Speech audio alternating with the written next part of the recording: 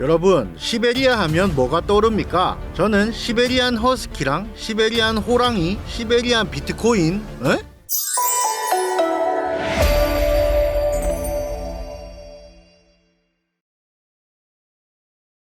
구독자 여러분, 그리고 오늘 제 채널 영상을 처음 켜신 분들 모두 반갑습니다. 오늘은 러시아 이야기를 좀 해보려고 하는데요. 러시아가 스테이블 코인을 어떻게 한다는 등 진부한 1차원적인 소리 아니니까 또 주제만 보고 뭐야 또 그 얘기임? 하고 끄시는 대참사는 없으시길 바랍니다. 그럼 시작할게요.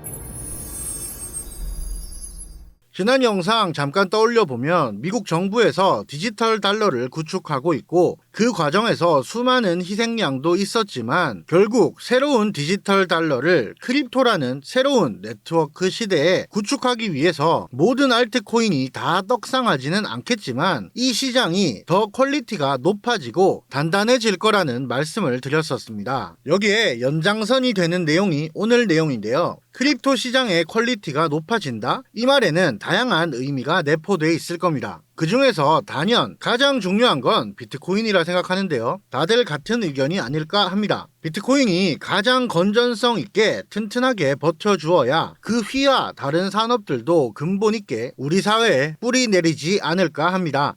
단순하게 ETF 출시, 미국 전략자산 같은 다양한 이야기들이 떠돌지만 결국 비트코인이 ETF든 전략자산이든 앞으로 긴 시간 생명력을 잃지 않기 위해 필요한 게 하나 있죠. 맞습니다. 사토시 나카모토가 처음 비트코인을 설계하며 내놓은 채굴이라는 구조예요. 비트코인은 채굴을 통해 얻을 수 있으며 많은 채굴자들이 오랜 시간과 전력을 투입하여 채굴기를 가동했고 지금의 비트코인을 만들었다 해도 과언이 아닐 겁니다. 비트코인과 채굴은 절대 뗄래야 뗄 수 없는 구조를 지니고 있어요. 비트코인 네트워크의 보안성은 채굴자의 컴퓨팅 파워와 비례하는데요. 이 부분은 이해가 필요한데 여기 영상에서 할 수 없으니 내일부터 시작되는 무료 교육 참고하시고요. 댓글에 남겨놓겠습니다. 암튼 채굴자들이 열심히 채굴을 하는 만큼 비트코인의 보안성은 더욱 강해지며 비트코인이라는 눈에 보이지 않는 상품의 가치는 채굴자들이 쏟아넣은 시간, 전력 비용 등이 투영되어 매겨지곤 하죠. 물론 거기에 플러스 기대 심리들이 작용해서 실제 가격은 채굴 원가보다 훨씬 높지만요. 그럼 이런 생각을 해봅니다. 미국이 디지털 달러를 전 세계에 보급하고 수백 년간 이 디지털 달러를 통해서 자기들의 패권을 유지하려면 일단 가장 우선시 되어야 하는 게 무엇일까요? 망이 끊기면 안 되겠습니다. 네트워크에 대한 신뢰가 보장이 되어야겠죠. 이건 너무나 당연한 말인데 미국이 전 세계를 대상으로 얘들아 우리 웹3 여기서 디지털 달러를 통해서 거래하자 라고 판을 짜놨는데 그 웹 3.0 보안의 최정상에 있는 비트코인 네트워크가 허술한 모습을 보인다면 누구도 이 네트워크를 믿고 거래를 할 수 없겠죠. 그럼 우리 다 같이 미국에 빙의해 보자고요. 디지털 달러를 팔아먹는 건 어려운 일이 아닐 겁니다. 대신 전 세계를 대상으로 이 네트워크에 신뢰를 입증해야 합니다. 그쵸? 그러려면 당연하게도 조건이 붙습니다. 비트코인 채굴이 멈추면 안 됩니다. 비트코인 채굴장의 전원이 꺼진다는 건 비트코인 네트워크의 힘이 약해진다는 뜻이거든요. 혹시 여기까지 이해가 되셨나요? 비트코인 채굴자들이 모종의 이유로 전원을 끄게 되는 상황이 온다면 비트코인의 네트워크 방어력은 약해질 것이고 그럼 많은 국가들은 이 웹 3.0이라는 산업 자체를 신뢰하기가 힘들 겁니다. 어쩌면 미국은 자기들을 위해서라도 전 세계에 흩어져 있는 채굴장들의 전원 오프를 막아야 하는 숙명을 지니고 있는 게 아닌가 해요. 그럼 채굴기가 오프되는 경우는 뭐가 있을까요? 1번 돈이 안 돼서, 2번 하지 말라고 해서, 3번 전쟁 나서. 개인적으로 이 정도 있지 않겠나 싶은데 첫째, 돈이 안 돼서 수익성이 안 나오면 당연히 못합니다. 팔면 팔수록 적자인 장사를 누가 하고 싶겠어요. 농사를 지으면 비료값도 안 나오는데 무슨 농사를 지으며 소를 키워 파는데 사료값도 안 나오면 누가 소를 키우겠습니까?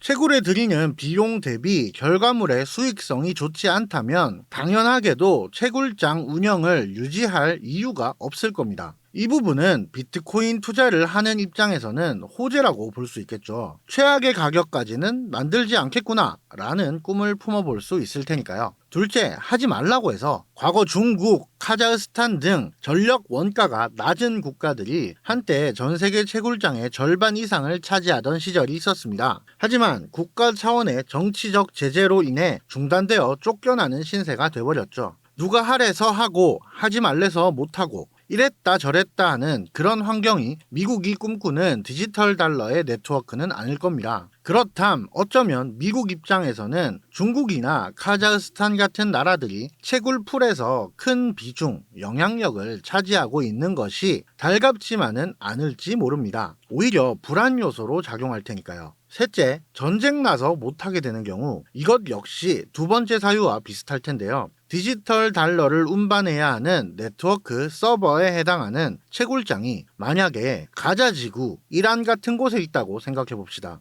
허구한 날 미사일이 떨어지고 폭탄 테러가 자행하는 곳에 미국 디지털 달러의 신뢰를 보증해주는 채굴장이 있다? 미사일 한 방 떨어질 때마다 네트워크 보안이 휘청휘청하겠죠. 그럼 이 역시 미국이라는 패권국 입장에서 지정학적으로 전쟁에 노출되어 있고 취약한 지방에 채굴장이 몰리는 구도를 원하지 않을 것 같습니다. 이런 생각이 문득 떠오르실 수도 있어요. 그럼 그냥 미국이 다 헤쳐먹으면 되는 거 아닙니까? 물론 이론적으로 가능은 하겠습니다. 제가 수학은 좀 약한지라 미국의 메인 채굴풀인 파운드리 USA 풀의 점유율을 제외한 나머지를 미국이 먹기 위해서 필요한 예산을 대략적으로 챗 GPT에게 계산을 시켜보니 약 18조 원 정도 들어간다고 합니다.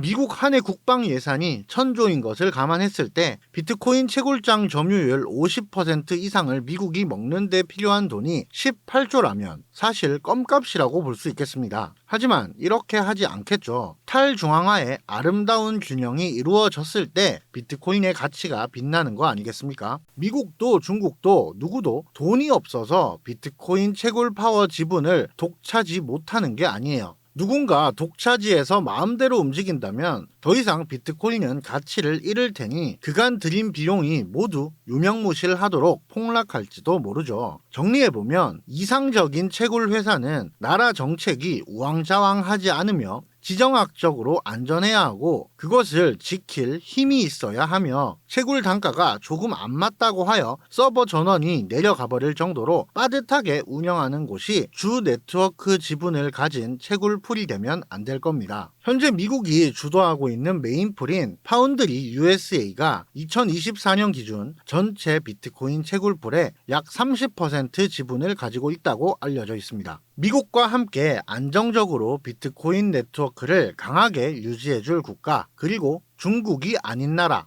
저는 하나밖에 떠오르지 않는데요. 바로 러시아입니다. 사실 러시아는 이전부터 비트코인에 관심이 많았습니다. 그리고 이번 전쟁 장기화로 인하여 경제 제재에 시달린 것이 기폭제가 되었는데요. 24년 작년 말에 러시아는 이렇게 선언했죠.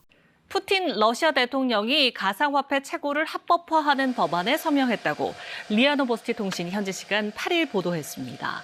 이에 따라 러시아에서는 오는 11월부터 등록된 법인과 개인 사업자가 가상화폐를 채굴할 수 있게 됩니다. 푸틴 대통령은 다음 달 1일부터 대외 무역 등 국제 간 결제에 가상화폐 사용을 시범적으로 허용하는 법안도 승인했습니다. 푸틴까지 나서서 본격적으로 비트코인 생태계에 뛰어들고 있다는 걸 우리는 알 수 있는데요. 하지만 전시 중이기에 막대한 전력이 소모되는 채굴 산업을 짱짱하게 굴릴 수는 없을 겁니다. 또한 현재 사방으로 경제 제재에 막혀져 있는 러시아가 채굴을 통해 취득한 비트코인을 합법적으로 정산하는 것도 쉬운 일이 아닐 거고요. 하지만 전쟁이 어느 정도 마무리되고 휴전 혹은 종전에 들어간다면 어떻게 될까요? 여러분, 미국의 2024년 총 전력 생산의 43%가 천연가스를 통해 생산되었습니다. 석탄 발전, 원자력 발전이 그 뒤를 따르고 있고요. 천연가스를 통한 전력 생산은 석탄, 원자력에 비해 저렴한 비용으로 빠르게 뽑고 빠르게 공급할 수 있다는 장점이 있는데요. 전 세계 천연가스 생산량 1위는 미국, 2위는 당연하게도 우리가 알고 있는 러시아입니다. 비트코인 채굴은 전기와 땅만 있다면 최소한의 인력으로 운영 가능한 노다지 사업입니다. 실제로 미국 텍사스에 위치한 라이엇의 채굴장에는 수십만 대의 채굴기를 100명 남짓한 인원이 운용하고 있죠. 전기와 땅만 있으면 되는 사업에 전기를 만드는 천연가스가 내 발밑에서 쏟아지는 나라다? 거기에 채굴장에서 뿜어져 나오는 열기를 식히기 위해 냉각이 불필요한 추운 기후까지 받쳐주는 땅. 시베리아 채굴. 이거 불꽃만 조심하면 노다지 사업 아닙니까? 최근 JP모건에서 발표한 자료에 따르면 마라홀딩스, 클린스파크를 제외한 나머지 채굴 기업들은 비트코인 채굴이라는 본업에서 한 걸음 물러나 AI 데이터 센터에 전력 공급을 하기 시작했으나 반도체 기술의 발전으로 전력 대비 채굴 성능이 높아지며 연일 비트코인 채굴 해시레이트 파워는 올타임 하이 최고치를 넘기고 있다고 합니다. 해시레이트가 높을수록 비트코인의 보안성은 견고해지며 역사적으로 해시레이트의 상승은 채굴장의 비용 상승으로 이어졌으며 생산자의 생산 단가 상승은 비트코인 가격 상승으로 연결되어 왔습니다. 시베리아 채굴 세력의 전원이 켜진다면 반드시 이 시장은 한 걸음 더 높게 성장할 것입니다. 누구도 중국이 비트코인을 쥐락펴락하는 걸 원치 않을 테니까요. 재미있고 도움되셨다면 구독, 좋아요 한번 부탁드리고 한마디만 소신 발언 좀 해도 되겠습니까?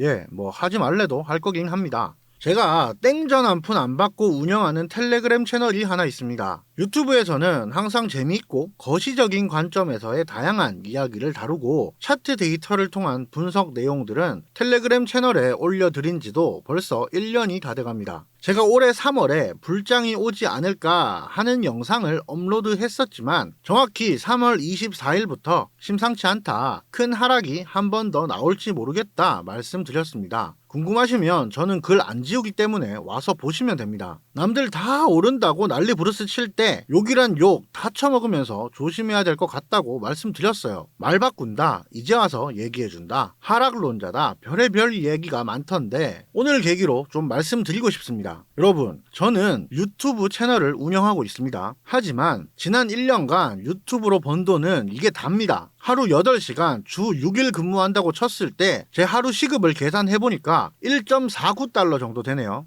맞습니다. 제 본업은 유튜브가 아니에요. 저는 올해로 7년째 전업 투자를 업으로 하고 있는 사람이고 아내와 슬아의 자녀도 있습니다. 투자로 돈을 번다는 게 불안정한 직업이다 보니 항상 안정적인 현금이 들어오는 파이프라인을 구축하기 위해 애써왔고 사실 유튜브를 시작하기 전에는 다양한 사업을 병행했었어요. 아무래도 같은 결의 사업이 아니다 보니 투자, 사업 둘 다 신경을 쓸 수가 없어서 소홀해지더라고요. 그래서 제가 투자하고 있는 자산을 유튜브에 접목시키면 제가 돈을 벌기 위해 쫓는 것들을 공유해드리면서 저도 수익을 만들 수 있겠다 싶어서 시작했습니다. 따라서 저는 전업 투자자의 관점에서 수시로 관점이 변합니다. 하루에도 수십 번 변할지도 모르죠. 오른다 듣고 싶은 얘기만 해드릴 순 없어요. 제 말 혹시라도 듣고 따라하시는 분들이 계실지도 모르는데 누구 인생 조질라고 제가 그럽니까? 그리고 저는 항상 오릅니다, 내립니다, 픽을 들이지 않습니다. 제가 그렇게 생각하는 근거들을 충분히 말씀드리고 그에 따른 저의 결론을 말씀드릴 뿐 여러분은 제 근거와 설명들에 동의가 되셨다면 스스로 투자를 선택하시는 거예요. 저 누군지 아세요? 저를 뭘 믿고 따라합니까? 저를 믿으시는 게 아니라 제 정보를 취하시고 부디 현명한 투자 생활을 이어가셨으면 좋겠습니다. 앞으로 제 채널은 화요일, 목요일, 일요일 특별한 일이 없다면 이렇게 주 3회 영상이 올라갈 예정입니다. 욕하는 새끼들보다 응원해주시는 분들이 더 많으신 거 알고 있습니다. 변치 않고 언제나 할 말 당당하게 하는 채널 되겠습니다. 오늘도 시청해주셔서 감사합니다.